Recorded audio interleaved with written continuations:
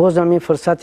خوب به دست آمد که به مردم شریف خود مراجعت کنم و از جنایت‌های حزب تروریستی نهضت برای شما بازگو کنم. اون چرا که من دیدم، به چشم خود شاهد آن بودم که یک وقت از طرف رهبران ایران به حزب نهضت دستور شد که باید که شما در هر کجا باید بیت المال داشته باشه، در هر منطقه، در هر یک جا باید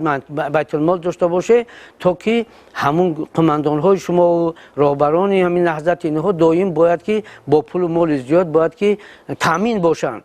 بنابراین این دستورات قاری واسط گفتگی آدم نهضت مأمور کرد که رفته قماندان ها را چی کنید،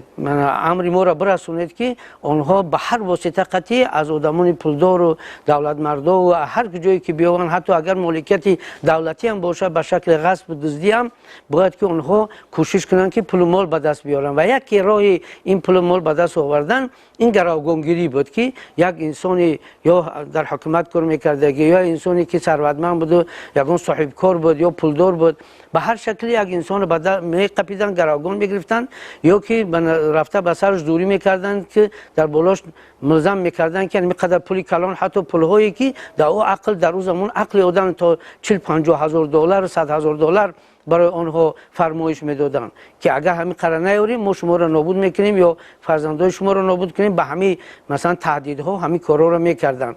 و قماندانان رو مأمور کردن که در هر منطقه با نماینده های خودتون بگذارید تا که آنها این چیزها را کنترل کنن. از جمله اینا رحمان گیتلر، اینا اشانی دراز، بعد یک یعقوب با لقب جنجک. خب اگر خیلی آدم‌ها بسیار بودن که همه را که در فرصتی کوتاه نامش نمیگیریم مأمور شدن و دست به همین جنایت زدن که این جنایت در یگان گوشه قانون خدا و رسول نمیگنجه. مثلا یک آدم شاید بپرسه که از